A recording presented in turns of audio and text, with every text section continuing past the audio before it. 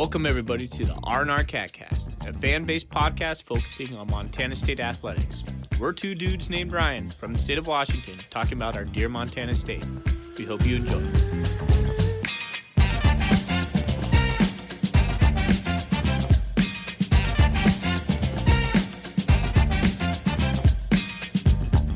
Welcome back, Bobcat fans. Thanks for joining us. We have a special edition of the Catcast for you today. We were fortunate enough to sit down with Bobcat all-time great Travis Lulay. Thorny, how are you doing tonight? I am great because this interview that we are about to share with you was a lot of fun, and I think so many Bobcat fans are going to enjoy it. I'm excited. He was the king while we were at Montana State. I enjoyed every moment of this interview, so I'm excited to share it with our listeners. Me too, and just want to thank Travis again for coming on, and he was really easy to talk to, and for anybody in particular that was there during his time or watched the games, were at the games live, it's going to definitely jog a lot of good memories for you hearing Travis talk about some of his war stories. But even if you weren't, I think you will enjoy just hearing a Bobcat legend just talk about how much he loves the Bobcats and what everything meant to him. So without further ado, I hope you guys enjoy. Here is our interview.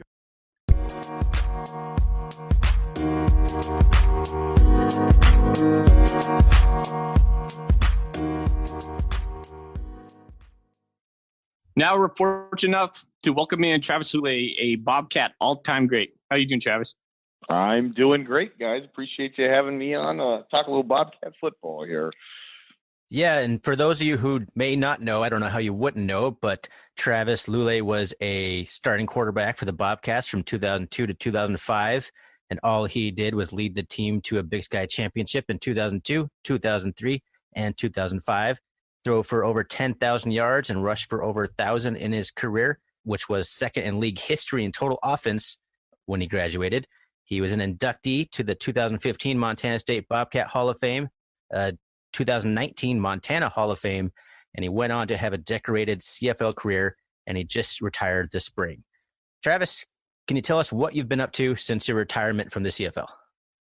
Yeah, well, first off, appreciate the flattering intro there, but I could go on if I want. If you want. Yeah. No, you're more than good. No, so I decided that this year I finally was no longer a glutton for punishment and getting beat up on the football field. Obviously, body been through a few injuries over the last few years of my career here, but so after 13 years, the last 10 of which were spent with BC Lions here in the CFL, I decided to hang them up, called it a career this past February here. Had some options to continue playing, but just kind of made the decision, for my future, for my health and all that stuff, that my time had come and gone, and felt pretty good about it and had a good run. So so my wife and I, we have a young family, 3 young daughters here. We live in the northwest corner of Washington State in a little border town of Blaine. So, I've been an international commuter in and out of work the last few years, but we decided we wanted to kind of hunker down, at least for the first year post football, knowing that this was a big change in life, ending the football career. So instead of just up and taking a job somewhere else, had opportunities to potentially coach or opportunities in business in different places. But we wanted to hunker down first and foremost. So the club approached me, the BC Lions, and asked if I'd had any interest in putting that old Montana State business degree to use and joining the business ops side of the football organization up here. So I've been working in the front office on the business development side, on corporate partnerships role, and working with partners, seeking out sponsor revenue and that type of thing. So I started that up in May. So I have an office job, going out on meetings here and there, and I still kind of have a foot in the door with football. Obviously, I just stepped out of the locker room, so I still know a lot of guys on the coaching staff in that locker room, and tagging along for the BC Lions. Do a little radio pre and post game on all the home games. I'll probably work again as a broadcast analyst for one of the Canadian cable networks up here, covering Grey Cup, which I've done the last few years. So, and other than that, had some weekends free in the summer for the first time in a very long time, and I've enjoyed a little extra family time. So that's where life has taken me. Do you plan on doing any fishing in the fall or hunting? Oh yeah. Well, fishing. Yes. I've just gotten a few chances here and there over the years. But I actually did this year, just almost symbolic in nature. I went on an ocean charter fishing trip to a lodge, northern British Columbia, in the Queen Charlotte Islands, on the little island of Haida Gwaii. I went to was out there salmon fishing on the opening weekend while the boys were at training camp, and it was just one of those moments I had to smile a little bit and appreciate that life on the other side of football won't be all bad either, right? So yeah, and so we got this salmon starting to come inland just about now. Actually, I got my eye on a couple of fisheries here, kind of in British Columbia, a few spots I know. So hope to hook into a few big fish when they come inland here this fall. Nice. That's awesome, man. Well, enjoy your time off for sure, and enjoy every moment of it. So Travis, we are like a Montana State podcast, and so we're going to kind of ask you some Montana State focused questions. The first thing we're wondering was how'd you end up at Montana State, and if you had any other schools that were courting you at the time? Yeah. So my story kind of goes something like this. I went to a small high school in Oregon. I mean, I graduated 47 kids in my graduating class. So, Oregon small school football is not necessarily a recruiting hotbed, right? So my uncle and my dad had played at Western Oregon University, which is Division II school in Oregon. Had some interest, had gone around to football camps in the Northwest. So I kind of always envisioned myself maybe playing small college football. And as my career went on, I started getting some interest, a little bit of interest. Portland State was talking to me a little bit, and Portland State was the one that was exciting to me because I'd seen, I knew they were a Division I, 1AA school at the time, playing in the Big Sky. I'd seen them play. And so, I wanted to kind of stay home was my initial thought. But just kind of out of the blue, they were recruiting a kid in Oregon. Was Don Bailey, was the offense coordinator at the time. Was recruiting a kid in Wilsonville, Oregon, by the name of Brandon Roosevelt, who you guys may remember had a tenure there as a wide receiver at Montana State in my era. And he was just happened to be up the road. And he said, "I'm going to swing by your school." I said, "Okay," it's kind of not really thinking much of it. And I came out of class one day and he was watching my film. He said, "Who's recruiting you?" And I was like, "Well, a handful of Linfield College, Willamette, Western Oregon." And I said, "Portland State a little bit, but they haven't offered me a scholarship." He said, "I like you. I like what I see on film. I want to take you to Bozeman, Montana this weekend and bring on a recruiting trip." I said, "Okay," and I just happened to have that Friday night off from basketball game. So I was like, "Yeah, sure, I'll come this weekend," and went out to Bozeman, and I really liked it. And I was a small town kid. I liked the outdoorsy stuff, the hunting and fishing and the hiking and that kind of thing appealed to me. And they kind of needed a quarterback at the time. They had a fifth-year senior starter in Tyler Thomas, and the only one other scholarship quarterback at the time was John Kanoki, and he had a little bit of an injury, and so there was just a spot. And they were recruiting quarterbacks. So I came home and called Portland State and said, "Listen, Montana State offered. I really liked it there. Does that change anything with you guys?" I said, "No, we still don't have a scholarship for you yet." And I said, "Okay, I'm going to Bozeman." And the funny thing was, whoever Portland State had their eye on, he ended up committing to Boise State the same week that I committed to Montana State. So now Portland State was banging down my door going, "Oh, we love you. We want you. We want to offer you a scholarship." And, so that was, I said, "No, too late." I was a pretty loyal 18-year-old. So that was pretty fun as a true freshman that next year to knock Portland State out of the playoffs in an overtime game in Bozeman. So that was a pretty sweet little moment. Who was the head coach at Portland State at the time? Oh, it was Tim Walsh. Tim Walsh. Tim that's right. Walsh had, yeah. He was kind of a military guy. It's funny. So years later, I got an opportunity to golf at the Big Sky Media Conference going into my senior year in Park City, Utah. And there's like a kickoff, kind of a season kickoff. They used to do a little golf thing around the media weekend. And I got paired in a golf cart with none other than Tim Walsh. And as soon as I sat down next to him, he just shook his head and he was like, "Travis, boy, I messed up with you, bud." And so he was always cool about it, but it was pretty funny little exchange we had years later. So you ended up going to Montana State, playing for Don Bailey and of course, Mike Kramer. What was it like playing for Mike Kramer? Oh man, he was the big human, man. He was like he was a guy. I tell you what, like he could get the room to want to run through a wall for him. He was a great motivator.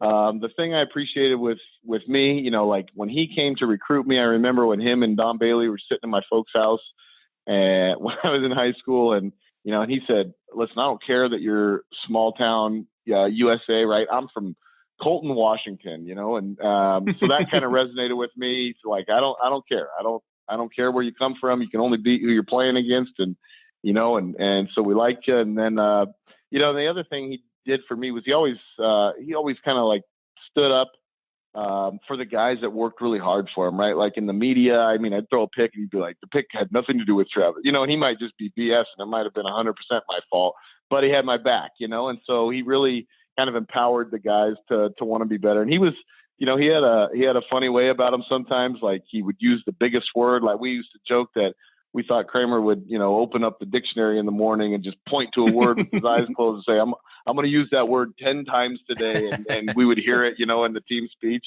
But he was really a good, I think at the time, looking back in hindsight, he was really the type of figure that Montana State needed to just kind of be making noise and raising the awareness level of the community about Bobcat football. And, the program, you guys were there during that time, right? I went through quite a transition from even the time when I was a freshman to the time I was a senior in terms of, the number of people in the building, the number of people in town that were caring about Bobcat football. We were playing in the playoffs a few times and really kind of, felt like that era of Bobcat football helped turn the tide and continue to make the program into something that was relevant on a more consistent basis than it had been, for the 15 or so years prior. Right. So, yeah, I think Krames was awesome. I haven't actually spoken to him in a few years. I get my updates from his nephew, Zach Wolf, who was my college roommate, and we still stay in touch. But yeah, so that's what I remember about Mike was he was just a big, boisterous, smiley personality that got the most out of his players. Have you had any coaches before or after Mike Kramer that are kind of can compare to him, the big human? I don't, he was unique in that sense of where he was like, it was almost like he was a real life cartoon character, right? Like you wouldn't believe it unless you knew him and were around him. And, sometimes you'd think, boy, I can't tell if he's BSing, but he wears it so well and says it so confidently that I kind of think I believe this guy. And so, so I really do think he had a gift at being able to, get the most out of his guys and uplift his group. So, it was a really fun time. And I feel pretty fortunate that I was, able to play during his tenure as a coach there. So do you have a favorite memory of your playing time there in Bozeman?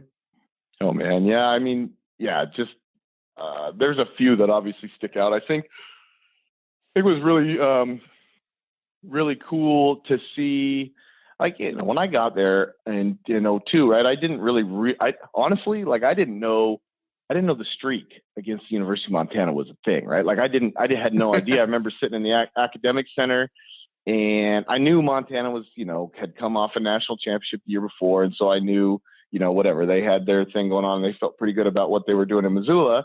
And I was sitting there with Brant Birkland, who was in my recruiting class. Brant was from Helena, Montana. And Brant said, "Oh yeah, my buddy over in Missoula, he's talking about the streak." And I was like, what streak? He's like, "Well, we haven't won Cat Grizz in 16 years. I said, what? We haven't won in that long? I was like, that was a pretty good recruiting pitch on the part of Montana State to not let me know that they hadn't won in a long time. So, yeah. So I think as that year went on, I, started to, and again, I was a true freshman and I hardly, it was like, this was all happening fast and furious. And we started winning games and all of a sudden, you look at the schedule, it's like, boy, if we win our last 2 games here, we can make the playoffs. So we win, the Grizz lose, boom. All of a sudden the Cat Grizz showdown, that week in Missoula in 2002, and we're on the road and they hadn't lost at home and who knows how long, right? So, so winning that game, 10-7 in Missoula in the snowy blizzard, and seeing the reaction from Bobcat Nation at the time, I was like, wow, that was pretty cool. And it got even more special in hindsight, right? Because I think it was symbolic as much as anything, and that fact that it was like, okay, the program is finally getting over the hump. We got in the playoffs. We beat the Grizz again. That moment was special. Obviously, there was a couple of wins along the way. I mean, I think of my sophomore year against Northern Arizona. We had just a almost mathematically impossible amount of time to win a game. We scored 2 touchdowns in the last minute and 10 seconds or something crazy. We had an onside kick, and you guys must remember that game. Sure do. A bunch of people filing out. Were you guys filing out of the stadium that day, or did you hang tight? Or were you there? No. So the onside kick was recovered right in front of me. I was standing there, and gosh, I can't remember who covered it. Was it? I want to say it was Scott Turnquist, but I might be wrong there. But yeah, it was Corey Smith. Corey Smith fell on the onside kick. Yeah, there it was. Yeah, that was an amazing game. Yeah, so that win, there was kind of a miracle win my freshman year in Sacramento, where there was a face mask on the last play, and Nate Cook ended up kicking a field goal, and we won. And so we had the cardiac cats tag. That was the old tag from the '84 team, right? And so and then obviously just you beat Montana those 3 times, and that last game, and unfortunately the playoffs, was 16-team field at the time. It felt like my senior year. We had a pretty good football team, right? We finished 7-4 with the win at home, and we didn't get to go on to the playoffs. But, that last game in Bozeman just was kind of like reflective. I remember playing in front of a game. I think the Portland State game when I was a freshman, playoffs are still in the hunt. It's a November game, and there was 7,500 people at Bobcat Stadium. To my last game as a senior, the stadium was more than maxed out, right? People are sitting on the grass on the sides, and to see double the crowd then, 15,000 at the time, was, jam packed. And so it was kind of cool to see that by the end of that, run. And now obviously, the stadium's been renovated. Those guys have lights on the field, turf field, and all that stuff. So those guys are spoiled rotten now. But no, it was pretty dang fun. A question. You mentioned the 2002, the Cat Grizz game, snapping the streak and all that. Where does that just rank in your all-time football moments, maybe at any level of football? Yeah, I mean, it's right there in the top handful of moments. As I said, it kind of got more special in hindsight too, right?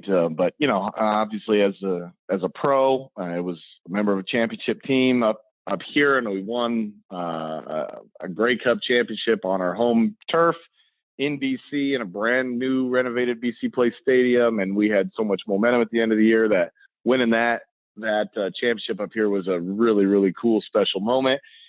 And beyond that, I mean, it might be the next best moment, right? I mean, obviously I had some cool moments as I kind of grew into my own as a pro, or significant games or throws that I could remember where I felt like I was either making a team or, establishing myself as a starting quarterback professionally. But yeah, going all the way back to the, my entire career, winning that game in Missoula as a freshman was really special. And I just, I distinctly remember seeing, I have no idea who it was. It could have been one of your uncles for all I know, right? There was grown men crying on the field. And I was like, wow, this was like, okay, I get it. I get the whole Cat Grizz thing. I understand the rivalry. And yeah, that was pretty dang special to find that win at the time. So so right up there. And I still talk about that play, throwing the pass to Junior Adams in the first drive of the third quarter. We were in an empty set and they blitzed, and it's cover 0, and so I bailed and bought a little time and flipped one up to June, and he caught it one-handed. And it was just it was awesome. Joey Thomas had the field goal block, and we win the game 10-7. So it was an awesome game. RJ was a beast that day. Ryan Johnson was a stud, and our defense was special. I felt like Kane Ione was everywhere that day, and Roger Cooper and all those guys. It was just an awesome game, awesome moment to be a part of. I remember in 2002, 2003, after we won at home for the first time in forever, I remember spilling on the field, and I wanted to get your perspective on this, because the first thing that caught my attention when I got onto the field was, it was really muddy, obviously, but it wasn't as muddy as it was in 2005, because I think in 2005 it was like, we all had that like 50-degree day, and it was cold that week before. And then Evan Groves, everybody was slipping, and, he just went off. But the crown on the field was so significant. I felt like I was running uphill as I was approaching midfield, and I was like, oh my gosh, I didn't realize how much of a crown there was on the field. Did that ever like dawn on you, or was that like normal? I've always wondered that.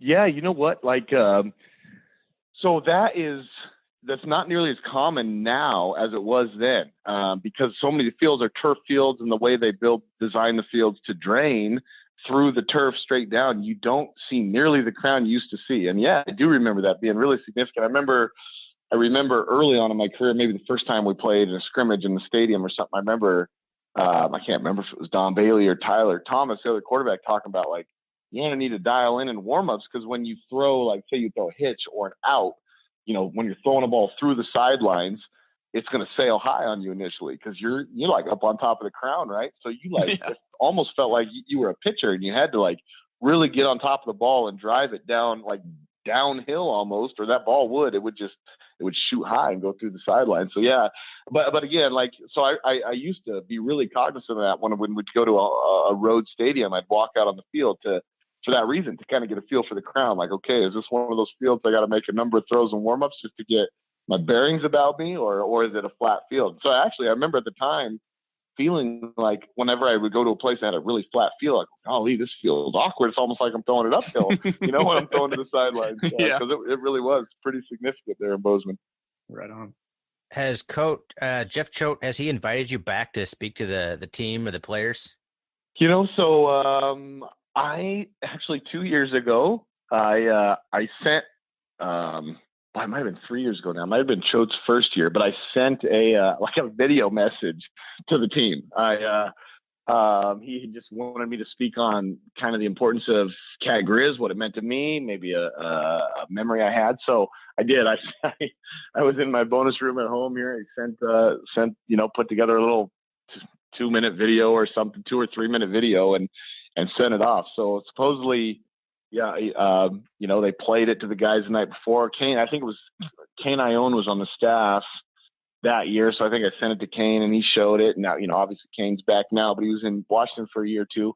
But yeah, so that was the one time I did send a little video message in, and then it was before Choate, when Rob Ash was the head coach there. The one time right after I'd won the Grey Cup here in 2011, I went and I was invited to come back to the playoff game. I think, who were they playing? Was it New Hampshire? Maybe was it Furman? I can't remember. Ooh. 2011 playoff. They won the first round. Denarius was playing quarterback. Oh, that was New Hampshire. You guys remember? That was New Hampshire, right? Yeah. Furman was with like Rolovich, I believe. Furman was back when my brother was playing. Yeah, yes, that's right. Yeah, 2006. So, Ty had a few catches in that game against Furman. Yeah, that's right. So anyways, I when I went back the night before that game, for that playoff game, I did address the Bobcat football team, and just kind of shared a little bit about my season and some of my viewpoints and things like that. So yeah, and I'm actually going. I got an invite back to a game in Bozeman this fall. I'm going to be at the September 21st game. So I'm looking forward to going back and doing that. I don't have any plans at this point in time to speak to the team or anything, but I mean, obviously if I'm there and I was asked, I would, but yeah, so that's how I did address the team last time, was over video message. It's amazing what technology can do now. Speaking of being in Bozeman, have you ever had to buy your own beer in Bozeman? Oh yeah. Oh yeah. Way back when, that was one of Kramer's rules, though, was we weren't allowed in the bars, period. So there was a time where I was still living there. I think my brother was playing one semester. I helped coach when I was kind of in between football jobs. I'd been released by the Seahawks, and I had a couple classes left to finish up. I had a few beers out on the town every now and then, but yeah, no, I bought a beer or two in Bozeman. Well, it's surprising. I'm surprised no one just saw you and just bought you beers without you having to pay for one. Well, it sounds like I should come back with you guys, because beer's on you. We'll be there in homecoming. We're not going to be there on the 21st, unfortunately. Yeah. Well, one of these days we'll link up. Hey, Travis, so what do you think? How do you think Kane's going to do this year? He's come back after 2 years over over there at UW, and then obviously he spent his whole coaching career and playing career at Montana State. What do you think Kane's going to do? Yeah, I'm excited for Kane. I think I really think he kind of bided his time. He paid his dues, and I think he's ready. And that's kind of the sense I get, is that, like Kane's obviously he's one of the all-time greatest Bobcats in terms of playing career and commitment to Bozeman. He was, there for years afterwards. And so I think that was, and I can't say this, I can't speak for Kane, but I'd imagine, having just been in the program for so long and knowing one thing and seeing it a certain way, to be able to step outside of that world and learn and grow. Right. And so obviously that's a really impressive staff that he got to deal with at the University of Washington, really well-respected staff and discipline. He got to work with Pete Kwiatkowski, who was his former defensive coordinator, obviously a Bobcat DC from our era, who has, continued to evolve and consistently puts out some of the best defenses in all of college football. So,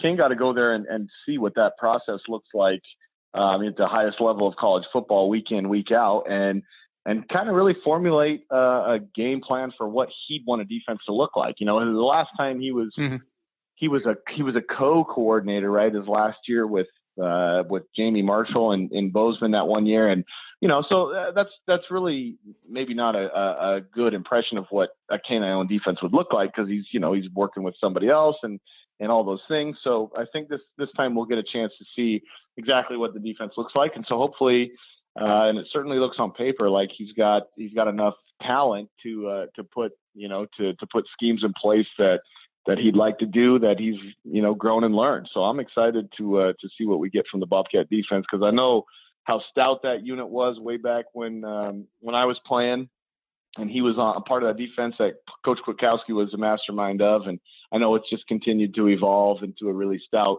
defensive philosophically to this day. So I'm excited, man. I'm excited to see what Kane can do. Yeah, we were talking about that on the last podcast, that I think I'm more excited about this defense than I have been probably since about the mid 2000s Kramer Pete K defenses. Like, I'm pretty excited to see what the guys can do. Yeah, no, me too. I'm with you. All right, the last question I think we'll ask you here is, how do you think the 2019 Bobcats will do? Well, I'm the eternal optimist, man. So I think they'll do quite well. Obviously it is. I know they've been searching for the quarterback spot, right? And so obviously that's something I always have my eye on. But with Chris Murray played for a couple of years and was really just kind of a different kind of dynamic athlete at quarterback. And then, him getting in trouble or whatever, academically ineligible, and kind of forcing Troy Anderson over there. Troy did a tremendous job filling in. I thought, just from a leadership point of view, from a toughness point of view, he gave those guys a chance to win.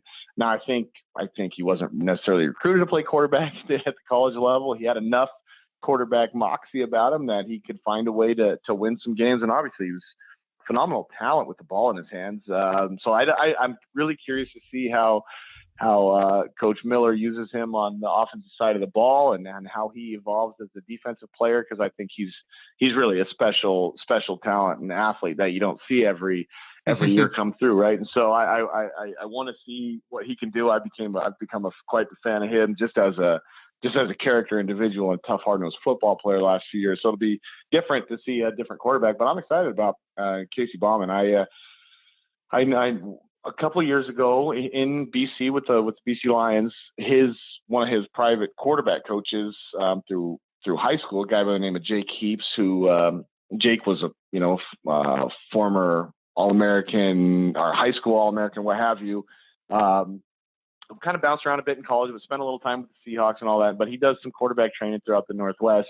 And he was like, and he knew I went to Montana State, right? He said, "No, there's a kid that I think he's verbally committed to Montana State, and he's a stud, man. I don't know why the Pac-12 hasn't come up on him yet. He's a big kid, strong arm, works hard, really cares about getting better and all this stuff." So I kind of had been keeping my eye on this kid from Nooksack Valley High School, which is down the road here. So it was fun to see kind of that was prior to his senior year. And then obviously he, stuck to his commitment, signed with the Cats, and spent a year redshirting last year. So So it's been fun to watch from afar. I've seen his high school film. And so you just never know.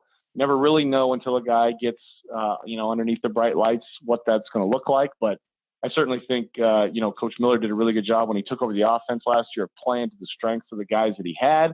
And so I'm curious to see what that all looks like with Casey Bauman playing quarterback and some new parts moved around a little bit. So I'm certainly at the beginning of the year, it's in the air, right? The days are getting a little bit shorter. You can feel a little crisp at the air sometimes at night, and the football's right around the corner for those NCAA guys. We've obviously in Canada, we've been playing football through the summer, but you can smell NCAA football in the air. A little extra pep in the step over here, that's for sure. That's exactly right. All right, Travis. Well, I appreciate you coming on, man. It was awesome having you. Yeah, of course. Anytime, guys. Hopefully we'll chat at some point about some great Bobcat wins throughout the year. That'd be fun. That'd be awesome. They should get you on TV over in Bozeman too. Maybe have you do a little play-by-play. That'd be cool. There you go. Well, do you guys know anybody? Put me in touch. I'm retired now, right? I'm looking for that life after football, so I'm available. Right on. Sounds good. Well, we always end the podcast with a Go Cats. So can I get a Go Cats from you? Oh, that one's easy. Go Cats, baby. Go Cats. Go Cats.